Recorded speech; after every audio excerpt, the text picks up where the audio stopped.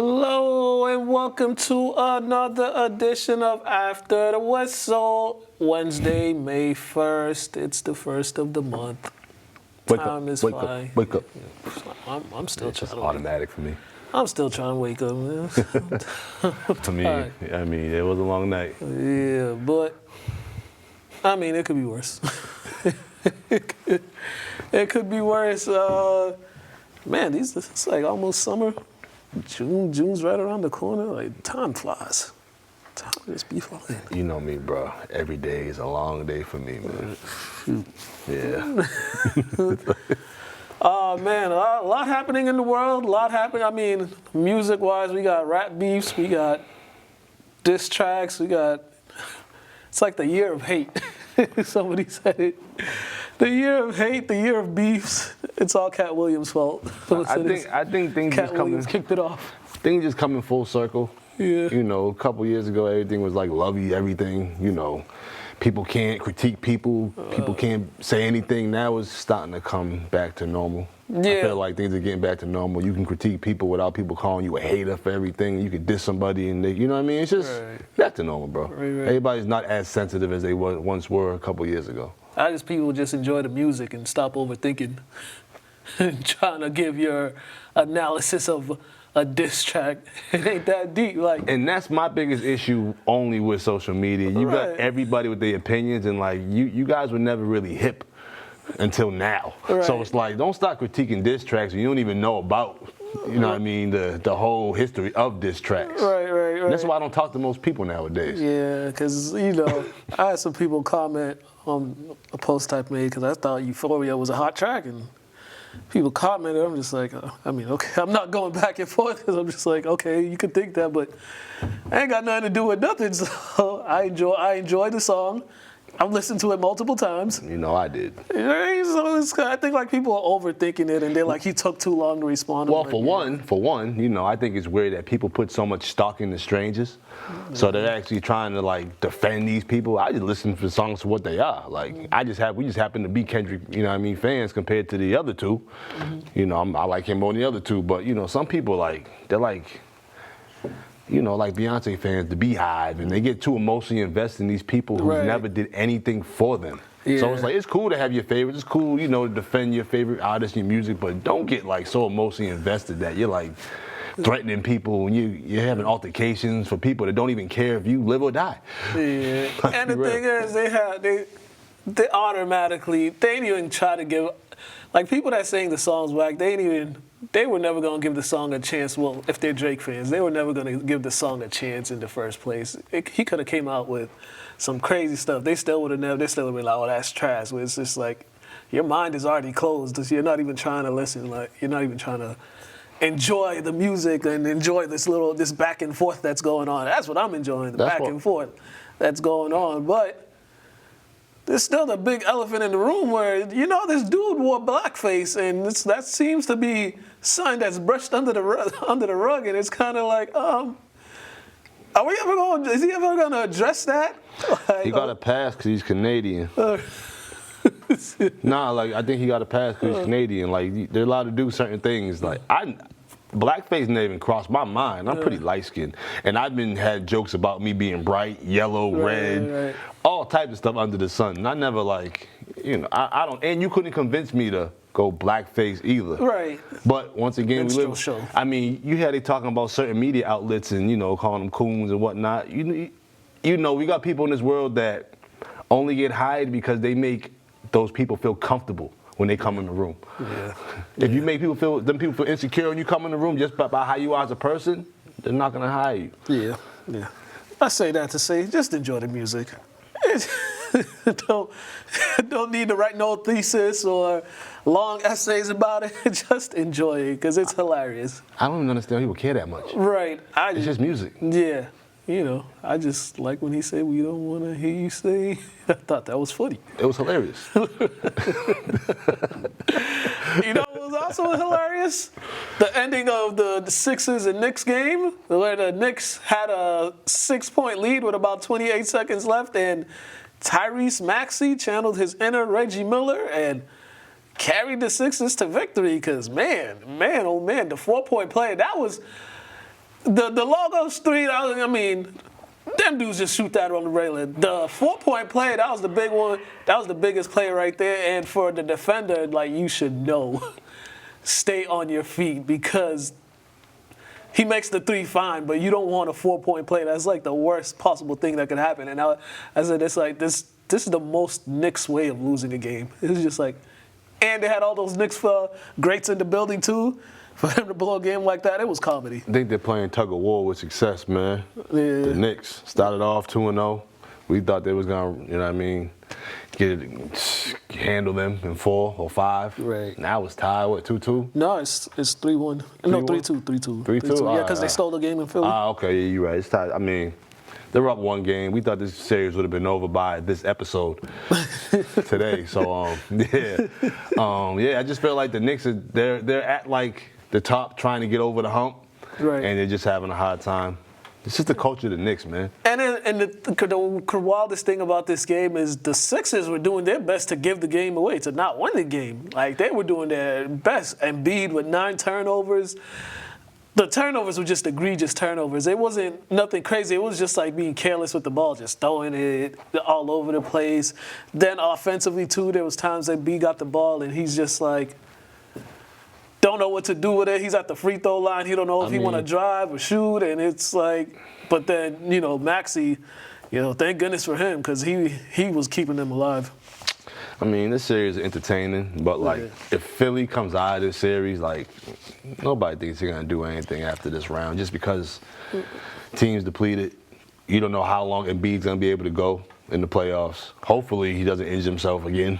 And yeah, it just, you know, it just battered and bruised, trying to compete. But I think the Knicks should take care of them. Yeah, by the end I of the think week. both these teams. I mean, I think both these teams coming out this series, like, who's going to have healthy players left? Because the way the game is, the way they're playing the game is like a bunch of guys going to be hurt after this series over, and then the turnaround. So yeah. You know, shout out Jalen Brunson though. You know, out there doing his thing, setting playoff records for the Knicks and stuff like that. You know, we support the Brunson over here. You know, Rick from down the street. Yeah, back to back 40-point games. So yeah, but ooh man, those final seconds they're gonna be like, ooh man. If Sixers end up coming back and winning this series, you're gonna look back at that last 30 seconds like, ooh wee. This is the difference between winning and losing. It's the small details. All right, the Bucks on the verge of elimination. They got some big games from Bobby Portis, who he got suspended on some nonsense the last game. Granted, they probably would not have won even if he was in the game, but I said suspended, ejected. He got a dumb ejection by those refs overreacting because how you gonna eject him and not the person that started the whole thing, who was swinging first and. You know, and it's kind of like we have these replays, and you go to the replay, and you come to the conclusion that only Bobby Portis should have been thrown out the game and not the instigator. Like, what's the point of the replay if you just not going to look at the whole play of what happens? And it's playoffs, too. It's like, he didn't even do nothing. He just shoved him away. It's like, I don't really have too much to say other than they just do like a sweep. A lot of referees. They got to just clean house, I think, honestly, because this year it's been awful. It's been bad. Yeah. This is kind of like when the NFL use replacement refs, and like this is bad this year, bro. oh, yeah.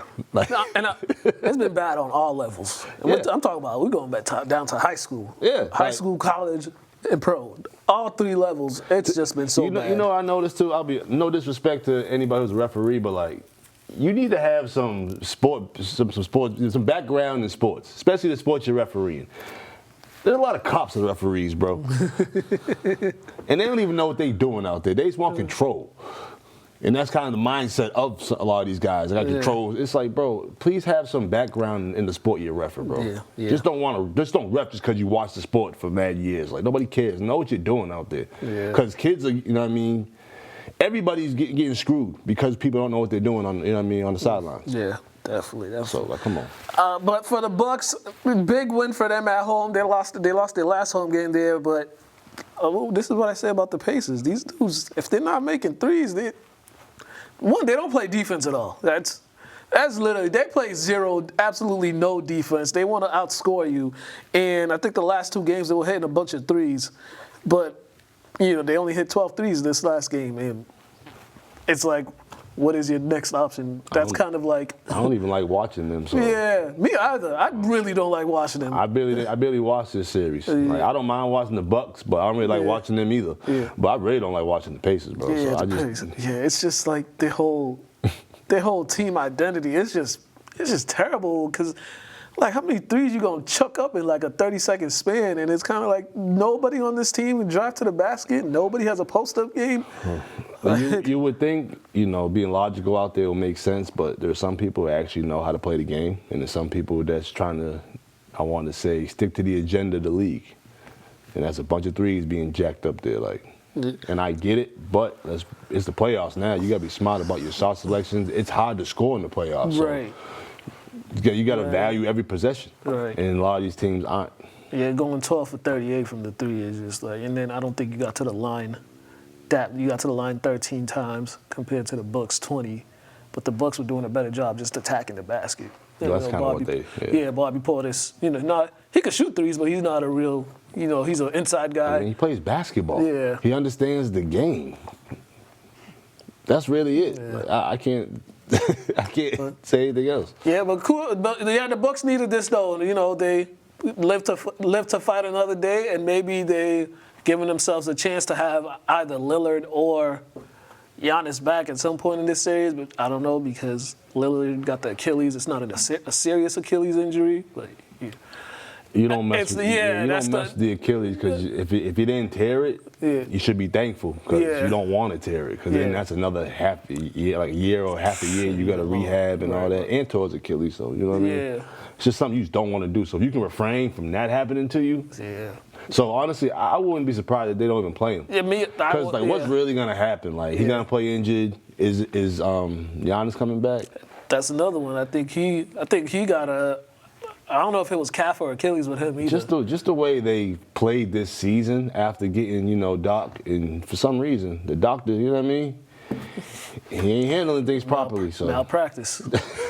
you can say that. Half the team injured, so. Yeah, I just think they might as well just shut him down for this season, bro, and just see what they can do with their role players. Yeah. The Celtics moved to 3-1. They got a chance to close out this series tonight.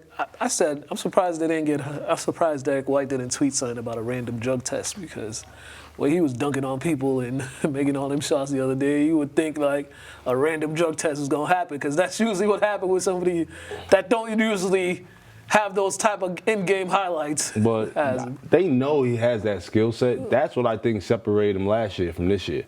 He wasn't taking them shots last year. Yeah.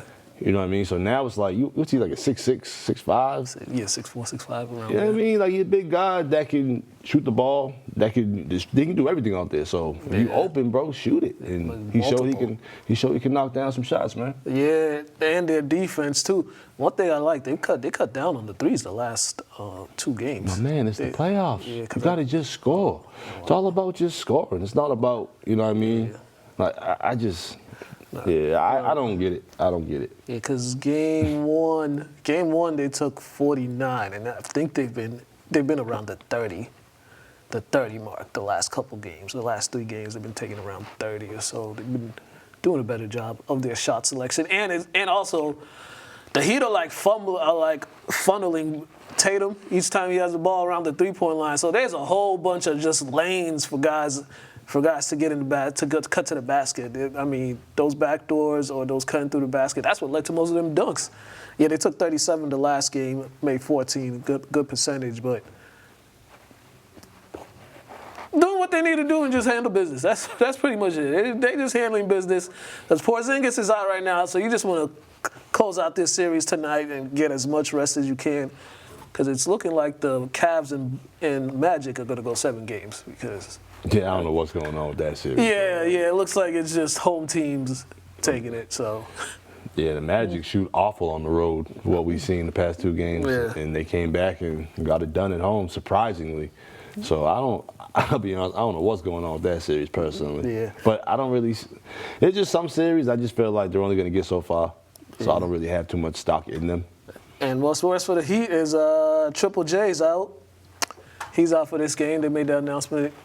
Yeah, they announced that yesterday. He's out for this game. So those are probably the best offensive weapon they've had, just as far as attacking. You know, Heroes, he's taking a lot of shots and not making many.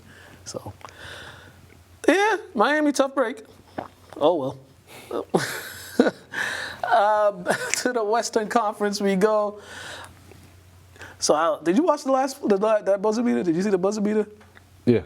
So did you see when Torian Prince was literally directing Rui Hachimura to get to the spot? To push him. Yeah, and Hachimura was like half it and didn't fully commit, and that's what happens. When literally I was watching somebody who's just like, all Rui has to do is get to that spot, he can contest that shot. Yeah, I watched this dude on Instagram dissect. I think not this past game, the game before that, their defensive rotations, and they're awful, bro. Like the Lakers? Awful. Yeah. This dude broke everything down. Like, guys are rotating the wrong places, like just making it simple. Like, they don't. Or like slow rotations. Awful, bro. Yeah. Slow, not even getting out, not even rotating to the right person. Yeah. Like having somebody else run across court to get the dude, and you're right there. It's just, it was bad. Yeah, this whole series was just weird. Like the Lakers, they was having these wins. I just felt like Denver wasn't like they kept falling down because they weren't hitting the shots that they normally make. That was it. Because they literally were getting anything they wanted this whole series, but the game 4, the shots just weren't falling down. And then this game, Murray again, he had like a slow start, but then he got cooking in the second half, and then.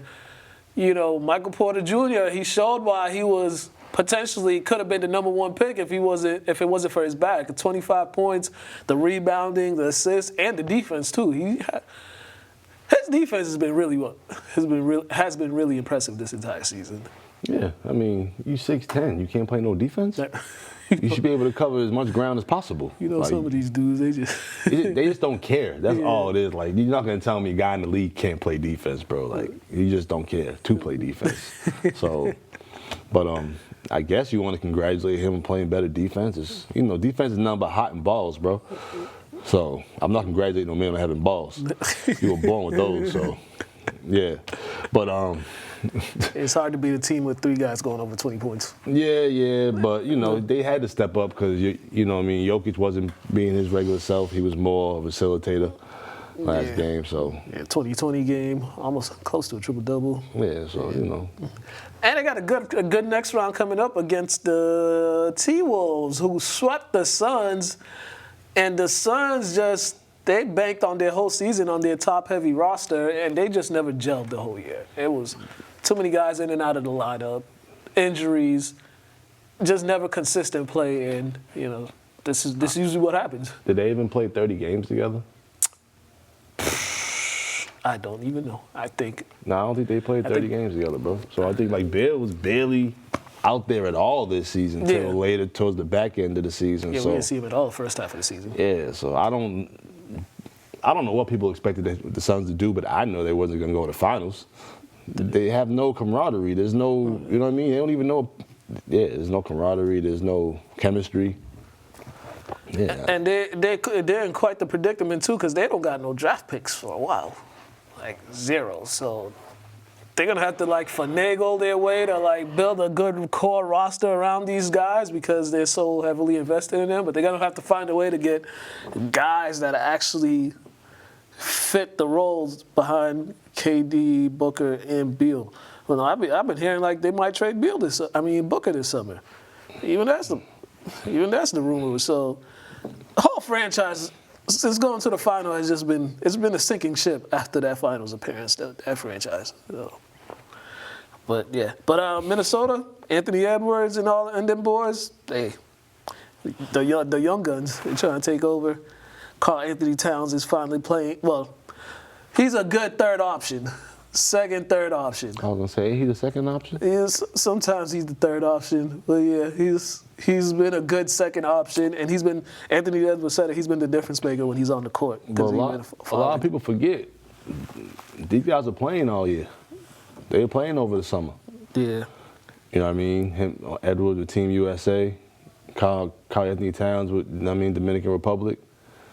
So you know what happens when you play all year round. You play in the summer. Yeah. Translate to the season, and he was killing during the summer. Granted, the team wasn't that good because it's Dominican Republic, but he was out there killing. Yeah. He was doing his thing, so it translated to the season. So maybe he's figuring out his skill. I mean, his role, because he's not the man. He's number 2. So. Yeah, and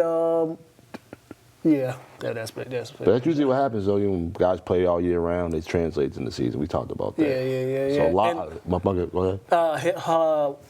Towns was out. He was out for a while. Like towards the end of the season, he had some injury. He was injured for. He missed a good part of down the stretch of the season. So I forget what was the injury, but that's how Nas Reed stepped up and all that. So. Yeah. Last and then the Pelicans, they made. Oh man, the Pelicans, they just. I don't even know what to make of the Pelicans, but the Thunder got them out of there. I don't. What you mean? What to make of them? No, it's just like they're just so hard to watch. Their offense was so hard to watch. Unfortunately, the franchise is kind of built around one guy, and when he's not playing, they kind of look disoriented. They don't really have a flow. Yeah. So even when he was there, it was just like your offense is just y'all just throwing the ball at one guy and making him play street ball, and it's like nobody's out there trying to get guys easy baskets. They just look like a team. And I mean, Zion don't even look that comfortable out there. Yeah. He's still catching the ball at 3-point line, staring at the defender, right, forcing the drive rather than just letting a few go. You just gotta just take what the defense gives you occasionally, especially when he forces a lot anyway. So just catch him off guard. Right. Yeah, well, but the Thunder, good for them. Got that sweep. They got that young energy. They got a nice little break because this Clippers Mavericks series is going. It looks like it's going to go the distance. So they're going to have a little while before they play again, which is good for them. But I don't even like the Clippers playing in Dallas the first round. Like they should have met in the semis or the conference finals. Right. I'm just saying, I just don't like that. Yeah. Weird. It's weird.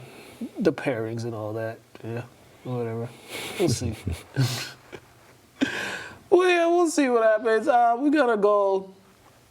Let's go to No Huddle with Craig because we're going to talk about the draft. So we're going to go to that and we're going to come back.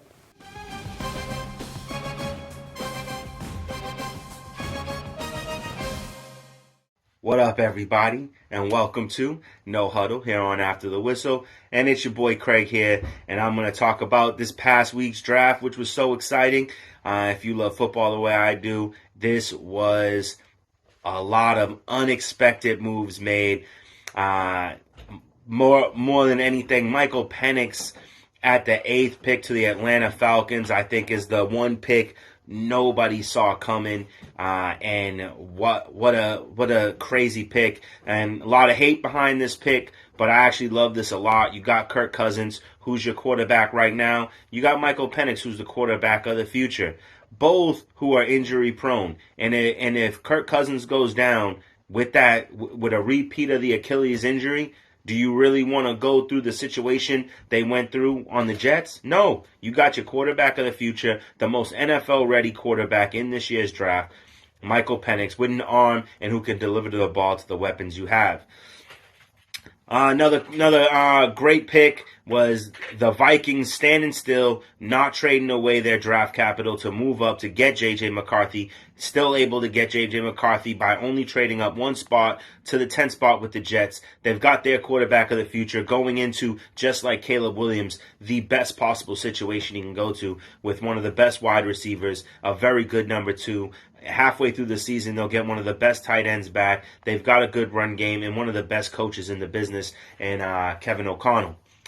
The New England Patriots draft their quarterback of the future. They get Drake May at number 3. A lot of people thought that they would trade down with Minnesota, so Minnesota could grab Drake May, and the Patriots said, no, we need our quarterback of the future. Now, Some of y'all might think Drake May might not be it. I might be one of those people myself. I'm not 100% sold on Drake May. What I can say about Drake May is he has played through adversity in college behind a bad O-line with little to no weapons, and I don't know how good the coaching was there, but he's super athletic. He's big bodied. He has a big arm, and he's accurate. He has some things that definitely need to be worked on, but that's what coaching is for. And if our coaches can do the right job, Drake May can be our quarterback of the future for the future. And I am hopeful that he is everything he's supposed to be. There are some people who thought Drake May should be number one. I don't know that I'm one of those people. I definitely like Jaden Daniels a lot, but we're going to go with what we got, and that is Drake May. What I'm a little up and down with is the further picks. Second round, we traded down a little bit too far, in my opinion, where we could have got Ladd McConkey, which was the pick that we needed. We traded back down, and we got Jalen Polk. What good can I say about Jalen Polk? He's a big body wide receiver who can make catches at the point of attack. He is good at contested catches, not the fastest guy and not the most dynamic route runner, but in the middle of the field, he is fearless and he will make plays. But then we went and got Javon Baker later on, which was the pick I love the most. Javon Baker is one of the sleeper wide receivers in this year's draft. Big time playmaker. Exactly what the Patriots need. These two young boys can come in and get the job done and help Drake May make us the team that we need to be. Add that with the wide receivers we already have that were low caliber to begin with. We don't have, in my opinion, a number one right now, but we got enough 2s and 3s to make it work. We got a really good run game. We got some offensive line help. We got some defensive help. So I think this team has been put together nicely through this draft. My hope is that there's a slight possibility, a slim chance, that we can be one of the teams that make a play for a T. Higgins, a Deebo Samuel, a Jalen Waddle, or anybody else who might become available via trade to get that number one guy. But right now, the roster's looking good. We're looking like we're going to be at competitive and at least fun to watch. Jacoby Brissett will come in and start. Drake May will take over. Caleb Williams obviously went number one to the Bears and is getting the best situation. The Bears did incredible with their draft, not only getting Caleb Williams at number one, but then following up with Rome Odunze at number 9. Rome Odunze is a top 3 wide receiver in this draft, and had he been in any other draft class, he would have been number 1 overall. This is another big body wide receiver who can make plays, and they're going to be super dangerous. And so that's all I have for you this week. Until next week, I'll see you. Have a good night. Peace.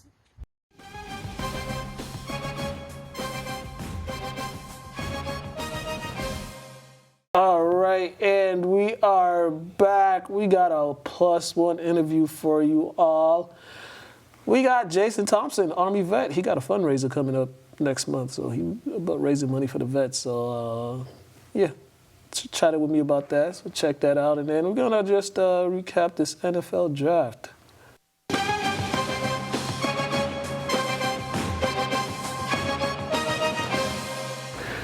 Hello and welcome to another edition of the +1 interview. And today we got a special guest. We got Mr. Jason Thompson here with us. How you doing? I'm doing good. How you doing? I'm good, man. Thank you for coming down here to chat with me. We're gonna chat about some good things Jason has going on. But first, how's everything been for you, man? Life's good right now. Yeah. Just getting ready to do this fundraiser and raise some money for our veterans. So I'm happy right now. Right, and this fundraiser will be taking place next month, May 8th. June 8th. I said June 8th. 2 months from now. You see how I'm all over the place. June 8th, this fundraiser will be taking place at the Metro Bowl. First, give us a little background on how this all got started. How you got involved with this fundraiser. Well, 15 years ago, the home base program started. And home base is based in Charlestown, Mass. Basically, after the Red Sox won the World Series, Larry Lucchino and Tom Warner took the team to Walter Reed Medical Center in D.C. And when they were there, they were looking at our soldiers that were there, and they thought, there has to be a better way to take care of them. So when they came back, they got with Mass General Hospital and the doctors there, and they formed the home base program. So like I said, it's based in Charlestown, Mass. From there, they started off doing this run to home base. This is the 15th year. This is the 15th year that I've been a part of it. And every year I do different fundraisers. Before the pandemic, I was doing my stuff at Lazy Dog and Lynn. But when the pandemic started, all hell broke loose. So, people stopped doing fundraisers. So for the last 3 years, I've been here at Metro Bowl. And the first year we had 12 teams. Last year we had 23. And this year I'm hoping to sell the place out. Yeah, definitely. All going to a good cause. And you being a veteran yourself, how does it make you feel when you just see some of your fellow soldiers going through some of the things they go through, and even if they're getting the proper help that they need or not, but just when you see like some of the stuff they're going through post military and all that, and trying to insert themselves back into like the real world and all that. Yeah, it's a tough situation. People see soldiers come home and they think, okay, they're home, they're safe. They're no longer in a war zone. They're not getting shot at or anything like that. But the reality is, you leave a part of you there because of the things you see, the things that you do. And that's where PTSD comes in. And PTSD is huge. That's why the home base program is huge for this, because they that's their main thing. They take care of PTSD, traumatic brain injuries. Because these guys, they're out there shooting.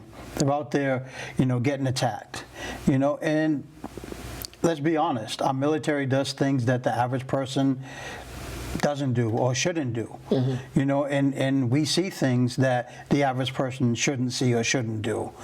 So it takes a toll on you. And, a lot of these guys, they're coming back and they're back into society and living their life, and they're like, wait a second, something's wrong. I'm off. Something's off. And a lot of guys, because we're taught to fight and not say anything that is wrong, they keep it inside of them, and eventually it just overtakes them, and unfortunately they end up taking their life. That's why this program, the home base program, is vital, because if you come forward and say, I have a problem, I have an issue, you have a place to go now. People come to home base from all over the country. Yeah. So we lose 22 veterans a day to suicide. And basically what the home base program is trying to do is get that number down as close to zero as possible. Yeah, just off, it don't have to be exact. Just how many like vets do you think have come through from the home base program that you guys have helped through since this program has begun? Just, it don't have to be an exact number. But I believe the last number I saw was right around 30,000 veterans that's gone through the program.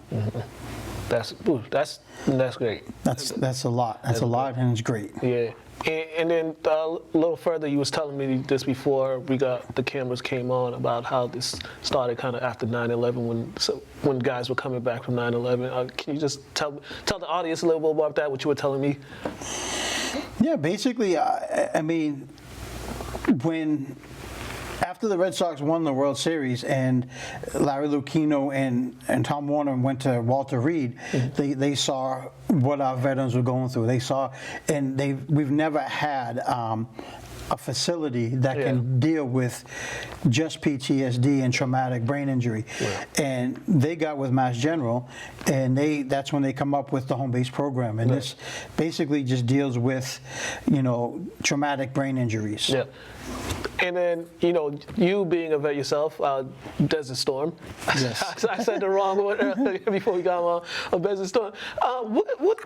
When you first decided to go into the military, and then like when you were done, what were some of the lessons that you learned from being in the military, from going into Desert Storm, that's kind of helped you along your way and helped you to this point in your life? I'll give you a quick statement that my father said to me when they came down to basic training graduation, and I met my parents, and he saw me walk in to the building, and he said to me, he says, I knew that you were no longer a kid, that you were a man, just by the way you walked. And that's what the military does. The military, it changes you. You got to think that an average platoon is probably 30 to 40 guys, okay, and girls now. So you have to take them 30 or 40 different people from different areas of the country and basically strip them down to nothing and build them back up as a unit. So you change. You get discipline. You learn authority. You learn how to be on time. You know, and you learn so many different things. But you change. You have to change. And that's the biggest thing. I mean, and for me, I went in right out of high school. I graduated in June. I was in basic training by the end of September.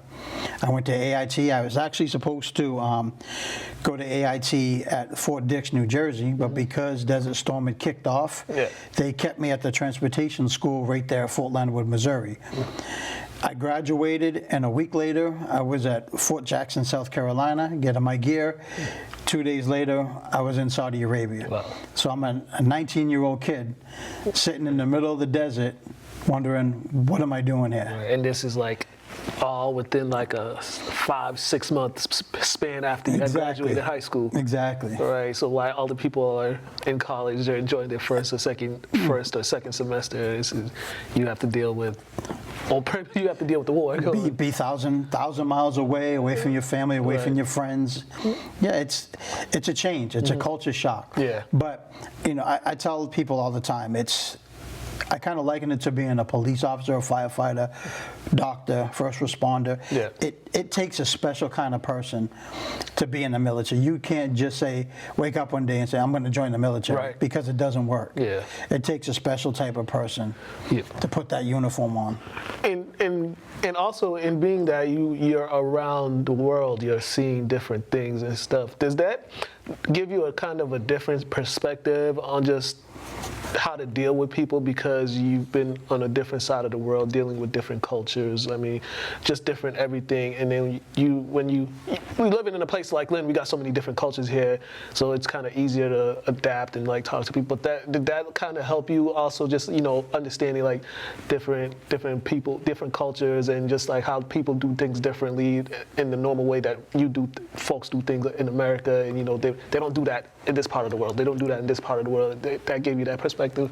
Oh, definitely. I mean, you like I said, you come across all walks of life. Right. I mean, not even out of the country, just in this country alone. I mean, we're coming from Massachusetts, the Northeast, right, and you're dealing with somebody from the South, right. You know, right. And a lot of these people go to basic training, and it's the first time they've seen a black person, right?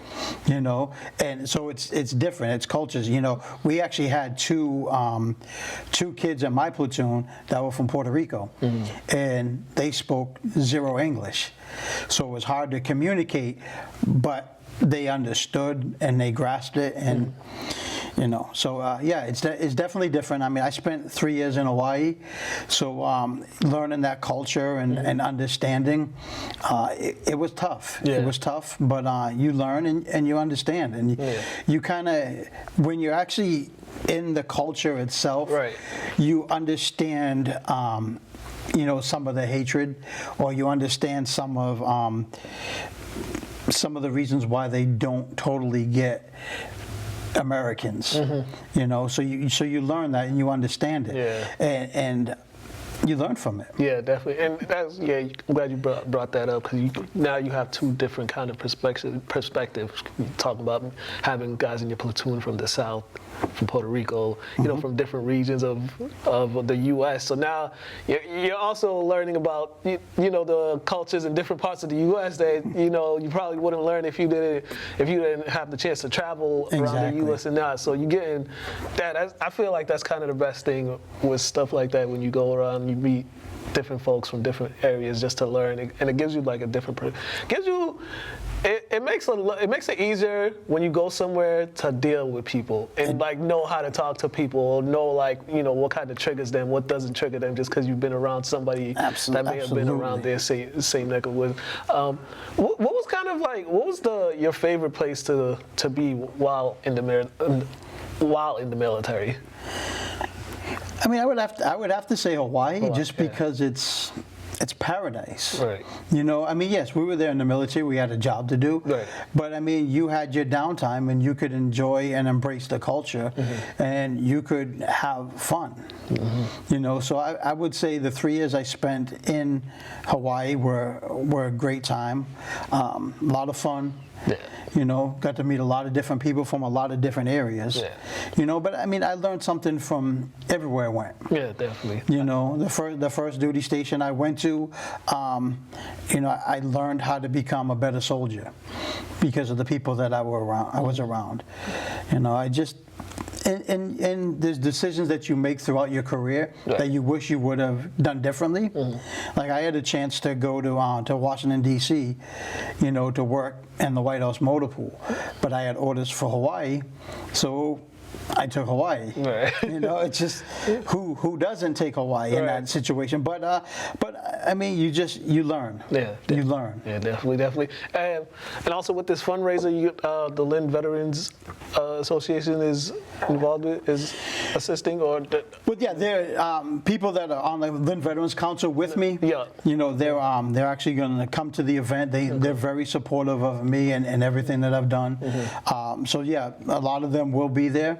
But this is basically this is my thing. Yeah. This is my thing. Yeah. So. Yeah, because we got there's a good amount of like veterans around this area as well. Yes. That I've seen through the Lynn Veterans Council and stuff from the events they do, and like the Swampscott one, because they like collaborate sometimes. Well, yeah, the Lynn Swampscott DAV, Chapter 64. Yeah, we have us. We have the Lynn Veterans Council. Yeah. And actually, this past weekend, I was up in Concord, Mass, for the Tough Ruck, which is 26.2 miles of guys, women, kids. Doing a marathon with rucksacks on. Okay. I didn't do it myself. I volunteered to do it, but it's definitely something on the bucket list. Definitely. Yeah, the veteran community around here it's amazing. Yeah. We have a ton of veterans. We're trying to get more veterans on the Veteran Council. Yeah. We're trying to open the eyes of the veterans of the services that we have here in Lynn. Yeah. I mean, we just had a battle to try to keep the health center here in Lynn. Yeah. So we're trying to get it out there to people to, come use the health center, use the facilities that are there, because if not, we're going to lose it. Yeah, definitely, man. But once again, June 8th, we got the bowling fun. If you love bowling, make sure to contact Jason. He'll tell you more about it if you're interested. This will be down at the Metro Bowl in Peabody. Yes. All right. He's expecting a sellout. If you like bowling, just go in there. Or even if you just want to go and watch, just go there and support. Just come out and watch. We're gonna have a lot of raffles, a lot of good prizes to do, some free pizza. So yeah. Any special speakers or any or that type, or it's just no real speakers. It's basically just a bowling fundraiser. Come out, bowl, have fun. Buy some raffles. I'll be there, but I mean we have other veterans that are there. Yeah. We'll have city officials that are there. Supporting. I mean, because Lynn is a very, very supportive city. People throw the term around all in, but in all reality, there's a lot of all in, because if you go to these events, you're going to see the same faces there, and that's the great thing is we all support each other. Yeah, definitely. Make sure you check that out. June 8th, Metro Bowl in Peabody. Check out Jason. Thank you for your service. Thank you, sir. I appreciate you. Thank you for everything you're doing as well, too, because I know it's not easy putting something like this together, but somebody got to do it. Somebody's got to do it. You're made for the job for it, man. You all been watching Athletes Corner. I said Athletes Corner. You all been watching Plus One Interview. Have a good day, ladies and gentlemen. My mind is working like.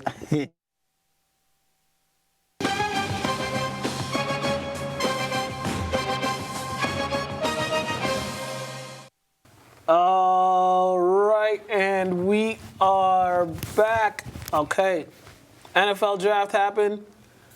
I mean, no surprise. Caleb Williams went number 1 overall. That's no surprise. But all right, we're talking about the more important stuff. Is the Patriots drafted another quarterback. I was just on here talking about how I don't like North Carolina quarterbacks, and Jaden Daniels went number 2. Surprisingly, good pickup for Washington. They needed a brother out there in Chocolate City to man their franchise. And then the Patriots took Drake May. I was saying they should have just taken Marvin Harrison Jr. You can figure that out later, the other stuff out later. But they took Drake May. I was like, yeah, all right, I guess he, start off fresh, new coach, new quarterback, try to build that up. But man, he better be the player they think they think he's gonna be. Or 3 years from now, we're gonna be like, okay, they look like this could either be a great pick or start from scratch pick again. Was he even top 5 on the board for quarterbacks? He was. He was 5th? Nah, he was up there. He was up there? Yeah, he was up there. They had him up there. Because he was kind of like a late, like they were after his sophomore year, like that's when his stock started to rise. And yeah, they was talking about him a lot during the season about how he should be a good NFL player, but we don't know yet. It just depends who they got. But they did add a wide receiver. The receiver from Washington, Jalen Polk, a fast wide receiver. So that was, from what I read, they were saying that was a good pickup for the Pats. He's a guy that could stretch the field and all that, which is something the Patriots haven't had. A player who could stretch the field. And a quarterback who could throw to guys who could stretch the field. Yeah, man, we got to wait and find out because all this sounds good until we see the play. Yeah. So. Yeah. And then the Falcons, this was the... So the Falcons, they gave Kirk Cousins that $100 million, and then they drafted Michael Penix Jr., which was an interesting move because they were just like, fans were like, why would you give this guy all this money and then draft the quarterback with the number 8 pick when you could have drafted another position in need that could help the team instead? But it's the Falcons. I mean, bro, they blew the biggest lead in Super Bowl history, bro. They're gonna be scarred for a long time, man. Yeah. But you know who I don't think is gonna be good? Bo Nix. Bo Nix, he went number 12 to the Broncos. Why not? J.J. McCarthy, he went number 10 to Minnesota. Those two picks, I'm like, okay, good luck, because Bo Nix, I don't see it. I don't see it. And J.J. McCarthy, I watched the national title game. I'm just like, I don't see what made y'all pick him not that high, but okay. You just gotta wait and see, man. Yeah. They might have some things that they weren't able to display, some skill sets they weren't able to display at the university it was at, since they had to fit in the system. Yeah. In Michigan, they ran the ball a lot. It's kind of what they did. So, hopefully take the leash off. So he get a little loose. For his benefit, he got Justin Jefferson. So all else fails, just throw to Justin Jefferson. Make a mediocre quarterback look like a great quarterback. And then shout out to the local guys that got drafted. I know Mike Sanders still got drafted by Washington. Mm-hmm. There was a lineman, I forget his name. He got drafted by Cleveland. Couple guys. So shout out to everybody that got drafted. The Bruins had a chance to close it out last night, and they didn't. They lost in overtime. 2-1 in overtime to the Maple Leafs. These dudes in overtime in the third. What they call them things? Third period. They are the worst, bro, when it comes to that, man. And it seems like they're the worst at closing out series. We saw this happen last year, and it's kind of like, what is it about y'all that struggle to close out series? Bro, at home too. I still can't forget when I refreshed my phone and we lost the Stanley Cup against the Blackhawks. Oh yeah, I remember that. I refreshed my phone, bro, just to see what the score was. Oh my God, we lost in like 20 seconds. Yeah, So and then, I don't know, man. and then the biggest issue was their goalie. They keep like swapping goalies or something like that each game. I'm like, Why? yeah, that's the question. Your all the goalie's supposed to fans. be your goalie. That's it. Unless he's like injured or he's not playing well, you shouldn't be swapping goalies, bro. Like, Yeah, that's the question every fan's been asking. Like, why do they keep doing that? So, they got chance to close it out tomorrow in Toronto, but That's geez. like your most important player is your goalie, bro. Because as long as they don't score, it don't matter how many you score. Right. Some of my guns. And then lastly, Candace Parker. Candace Parker announced her retirement from the WNBA. She's, I think, one of the only players to win 3 rings with 3 different franchises. Only player to win MVP and Rookie of the Year. Candace Parker is just the all-time great. Pretty much is what we say. All-time great player. She done it all. And I think I read somewhere there's only one player left in the WNBA that played for Pat Summitt. Like her and another player were like the only 2 left in the league that played for her. And I think there's one player left, which is like, damn. But shout out, congratulations on a great career. Nah, definitely congrats to Candace Parker, man. She did her thing, man. Yeah. Definitely all-time great. Pedro, what we got in the boxing world? Well, we got the this fight week, Canelo Alvarez against Jaime Munguia this Saturday for Cinco de Mayo weekend. So it should be a very interesting fight. I'm rooting for Munguia. I like Canelo, but he's ducking David Benavidez, so therefore I don't like him right now. And of course, the Japanese guy, Inoue, I believe, versus Luis Neri on Monday, May the 6th. Okay. So, in Tokyo, by the way. So, Okay. you're going to be up at 3 a.m.? You know what I mean? I don't know about that one. Yeah, 3 a.m. Oh yeah, I don't know. I gotta be on the road by like 6:30. Yeah, man. Jeez. So those are the 2 upcoming fights. That's the dude that's undefeated, right? Yep, he's going for the Unified Undisputed Championship. What's up? Just like Canelo too, this weekend. Okay. He's putting all his belts on the line. When's the last time he fought in America? I don't think he's ever fought in America, this dude.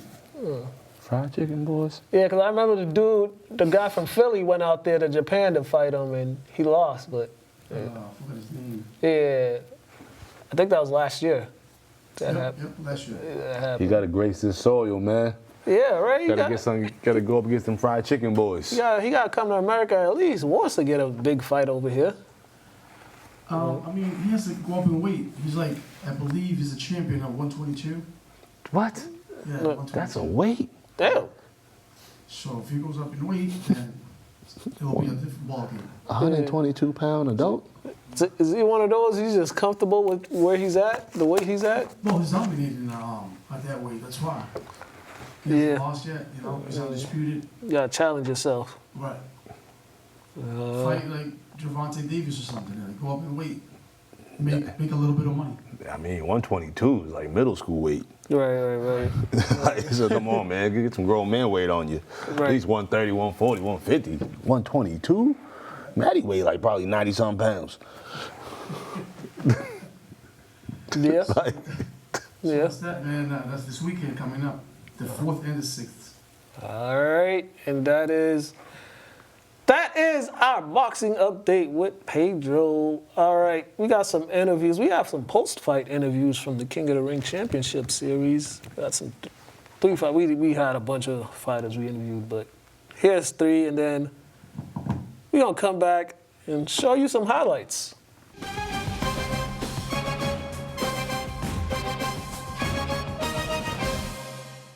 All right, man, you got that unanimous decision, man. How you feeling? How is it going out there? I feel really good. I'm just happy. I'm grateful.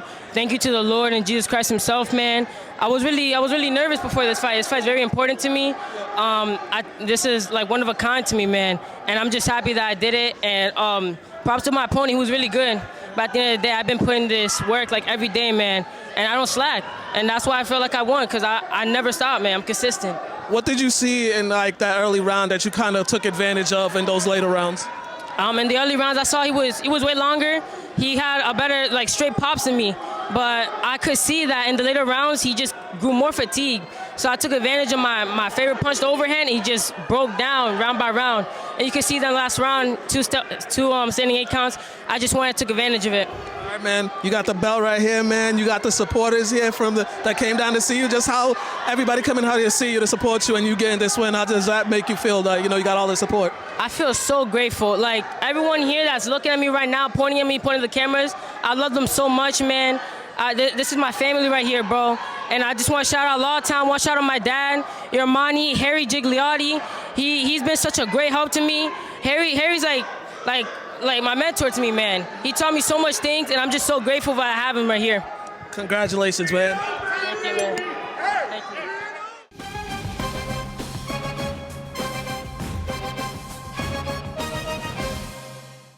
All right, man. You got the split decision, man. How are you feeling out there? Feeling pretty good. My first fight was pretty nervous at first, just a little bit, but we went through, we pulled it off, and feels good. How are you able to get those nerves out of you in those like first 30 seconds? I just got a good team with me, man. I got my brother, I got my family. They just keep that motivation in me, bring that nervousness out of me. Yeah, definitely. What did you kind of see in that fight that got you like that advantage, and that got you got some hits in there, and then you got a roll in that second and third round? What were you seeing out there? I seen during the second round, once I applied a little bit more pressure, I seen he got tired a lot more quick than I thought. So I just knew I had a little bit more energy in me that I could bring it out in the third round and win the fight. Well, got another one tomorrow for a belt, man. How are you feeling going into that one? Feeling good, just going to do the same thing. I don't know the fighter, so might have to switch it up a little bit, but just going to go in there confident and try to get that belt. Congratulations, man. Thank you.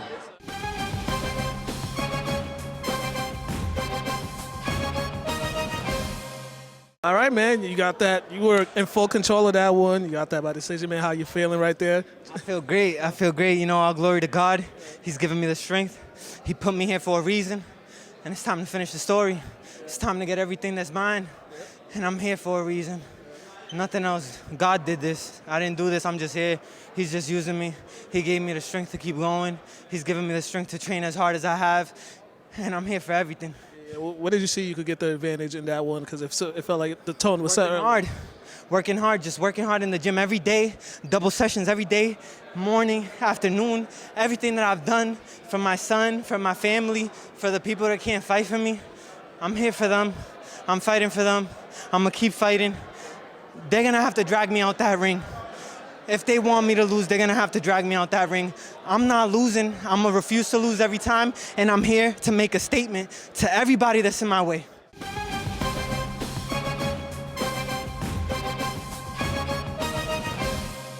All right, and we are back. Okay, we got highlights for you all. First, we got King of the Ring highlights. Some knockouts that happened, some knockdowns. It was cool. So we got those highlights. Then the Boys and Girls Club League, High School Hoops League, going on. Started last week. Every Thursdays at the Boys and Girls Club. That started. So check these highlights out, and then we're gonna come back. This reminds me of the 138-pounders. Oh! He dropped him with a clean right. Some quick hitters. Oh, throwing some haymakers. Oh, quick hands by Vasquez. Oh! Now he got him thinking, oh man, he goes again. It's like a pit bull off his leash right now. Oh my gosh. It's another knockdown. Hey, man. That's it. He's trying to find something. He got him in the corner. He got him where he wants him. Uh-oh, trouble. He drops him. I knew that was trouble. He took a body shot. This might be over. He took a body shot. Oh, another counter. Yancey is tough. Blocked him again. That's another one. That's it. The ref calls it a slip. That's it. His hands is too quick for him. There he goes. Clean. Drops him again. Yancey's too much. Hey, man. I don't even hear them. I don't even hear them. They might be shell shocked. Oh, He that's dropped it. him again. That's it. The ref calls the fight. That's it. It's a knockout. KO. I feel like the corner should have saved him a lot earlier than that.